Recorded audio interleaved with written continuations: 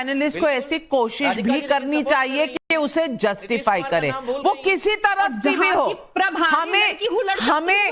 हमें एक चीज पर तो कम से कम कंसेंसस इस सोसाइटी में रखना चाहिए कि महिलाओं के प्रति कोई भी करे वो बर्दाश्त के काबिल नहीं है, अस्वीकार्य है हमारे लिए, इस पर कोई डिबेट नहीं है।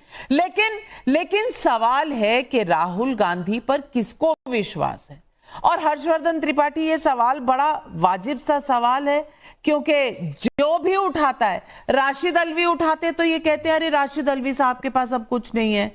हुसैन दलवाई जो कई पोजीशंस में रह चुके हैं वो कहते हैं, तो अब ये कहते हैं कि वो कांग्रेस के नहीं है। मणिशंकर अय्यर मंत्री रह चुके हैं, पंचायती राज इनका ब्रेन चाइल्ड था जो राजीव गांधी ने इंट्रोड्यूस किया था, और कितने नजदीकी रहे हैं ये गांधी परिवार के। ये सब इतना कुछ इस पर लिखा जा चुका है कि इसको दोबारा प्रूव करने की आवश्यकता नहीं है। लेकिन मणिशंकर अय्यर ने आज जो कहा है दिखाता नहीं है कि कांग्रेस कहां से कहां आ गई है, और ये राहुलवादी कांग्रेस क्या होती है। देखिए नविका जी, मुझे बड़ा अच्छा लगा कि आज मणिशंकर जी ने कहा कि मैं राहुलवादी नहीं हूं। बहुत लंबे समय से मैं एक बात कह रहा हूं और इस पर मैंने लेख भी लिखे हैं कि ये कांग्रेस नहीं, राहुल कांग्रेस है। वैसे तो इंदिरा जी ने भी कांग्रेस को तोड़ा था, कितनी बार कांग्रेस टूटी है, क्योंकि जिस कांग्रेस की बात कहकर कांग्रेस के लोग मलाई खाते हैं या सत्ता में रहते हैं या स्वतंत्रता आंदोलन का अकेला भागीदार बताते हैं, वो कांग्रेस तो रही नहीं। लेकिन ये राहुल कांग्रेस है, और राहुल कांग्रेस से G23 की बगावत हो, राहुल कांग्रेस से सोनिया जी के जो नजदीकी लोग रहे उनकी बगावत हो, ये साफ दिखाती है कि पार्टी पूरी तरह से बदल गई। तो राहुल, अगर मणिशंकर कह रहे हैं कि मैं राहुलवादी नहीं हूं, इसका मतलब वो आज की कांग्रेस में नहीं, एक लाइन की बात है। लेकिन वो जो कह रहे हैं इसको जरा समझना पड़ेगा। राहुल कांग्रेस आज के समय में ये समझने के लिए, या कहें कि समझने की स्थिति में नहीं है कि भारत की राजनीति किस दिशा में जाएगी, उसको ये पता नहीं। वो पूरी तरह से अगर कम्युनिस्ट आइडियोलॉजी में ही ढकी मुंडी दबी खुली, तो फिर केरल में क्यों कोई कांग्रेस को वोट देगा, कम्युनिस्टों को ही वोट दे देगा। और आमतौर पर केरल में क्या होता रहा, एलडीएफ यूडीएफ फिर एलडीएफ, ऐसे चलता था। लेकिन राहुल जी वायनाड क्या लड़ने गए, फिर से एलडीएफ आ गई। ये सामान्य बात नहीं है। ये जो केरल के लिहाज से जो लोग केरल की राजनीति समझते हैं, दरअसल असली संकट राहुल गांधी, मूल समस्या राहुल गांधी में है। राहुल गांधी जब तक है तब तक कांग्रेस के लिए ऐसे स्वर, ऐसी बातें, ये बहुत सामान्य है। मैं इसको कोई बहुत आश्चर्यजनक नहीं मानता। विवेक श्रीवास्तव जी, मैं मणिशंकर अय्यर का एक और बयान सुना देती हूं। क्या कह रहे हैं, आप सुनेंगे तो हैरान रह जाएंगे, सुनिए। Pinarayi will be the next chief minister. Now, you see, as a congressman, please let me say it, as a congressman, I want the UDF to win. As a Gandhian, I'm obliged to tell the truth.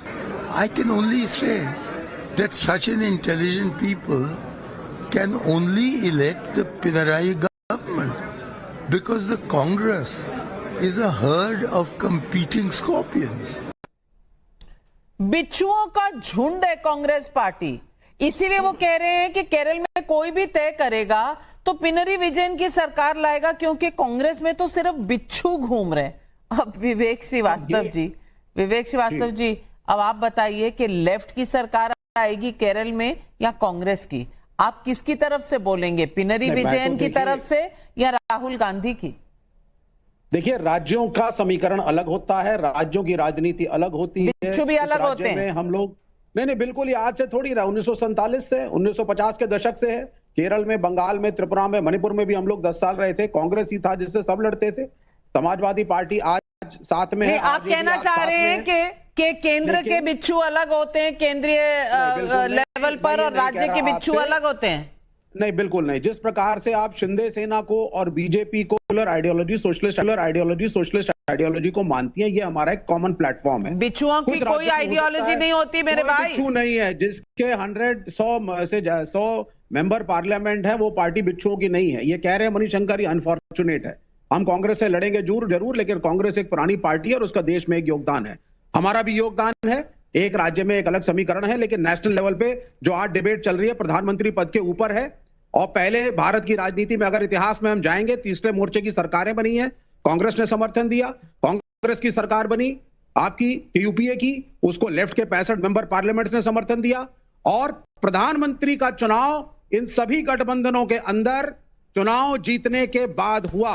और कोई guarantee नहीं है, जितना मैं राहुल गांधी को समझ सका हूं, आज मल्लिकार्जुन खड़गे अध्यक्ष हैं, हो सकता है कांग्रेस की अगर ज्यादा सीटें आए, सभी को अपने अपने दलों से प्रेम मेरे है, भाई मनीशंकर लेकिन सभी अय्यर उस पार्टी के साथ 70 सालों से हैं, वो नहीं समझ पाए, आप वो समझ ठीक है, गए। मलाई क्या नहीं, बात मैं है तो गुलाम आपकी? नबी- क्या नहीं, बात गुलाम नबी है? आजाद- उनका कहना गुलाम है नबी आजाद- राहुल गांधी का क्या योगदान है कांग्रेस पार्टी में और नेशनल पॉलिटिक्स में, कि ये कभी कहते हैं कि ये सूट बूट की सरकार है, कभी कहते हैं चौकीदार चोर है, कभी कहते हैं वोट चोर गद्दी छोड़, कभी कहते हैं जो उचित समझो वो कर डालो।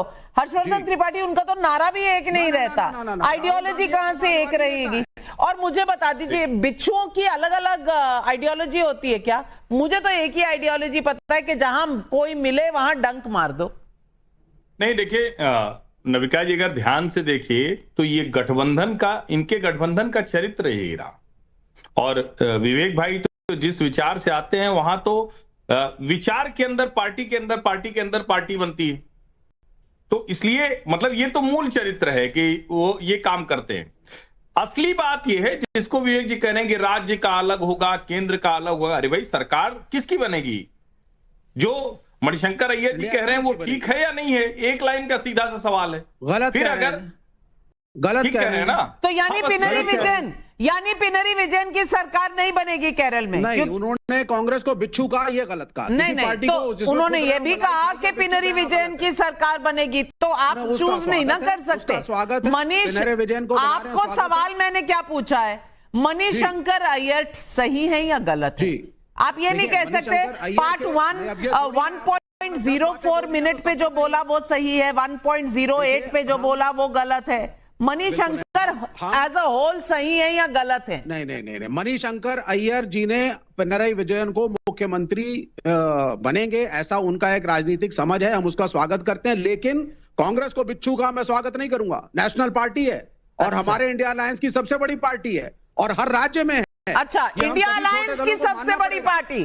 चलिए, कंपटीशन का एक और पहलू आ गया। वहां ममता बनर्जी, अखिलेश यादव, एमके स्टालिन की बात चल रही थी। अब यहां तो लेफ्ट पार्टी से भी सबसे बड़ी पार्टी हो गई राधिका खेड़ा जी। ये तो कंपटीशन और गहरा होता चला गया और पब्लिक पूछ रही है। अनमोल भगत रांची झारखंड से पूछ रहे हैं, राहुल गांधी के नेतृत्व पर पार्टी है, अब सवाल है कि कांग्रेस के लिए पार्टी बड़ी है, अब सवाल है कि कांग्रेस के लिए पार्टी बड़ी है या परिवार? विवेक शुक्ला वाराणसी से पूछ रहे हैं, इंडी गठबंधन में जितने दल हैं सभी को कमान चाहिए, क्या ये मोदी को हराने के लिए गठबंधन बना रहे हैं या फिर निजी स्वार्थ के लिए? कमल किशोर नोएडा यूपी से पूछ रहे हैं, समाजवादी पार्टी कांग्रेस के नेताओं को अपने पार्टी में शामिल कर रही है, अब सवाल है कि यूपी में राहुल वर्सेस अखिलेश होगा या फिर अखिलेश वर्सेस मोदी? राधिका खेड़ा जी जवाब दीजिए। नाविका जी, देखिए, झगड़ा तो होना तय है। राहुल गांधी के टोकरी में अंडे कम है और ऑमलेट खाने वाले की लंबी लाइन लगी है। अब किसको कितना हिस्सा मिलेगा उसकी तो लड़ाई होनी है। भूखे सब है, कई सालों से कुछ खाने को नहीं मिला है और उनको ये भी दिख रहा है आने वाले समय भी नहीं निकलेगा।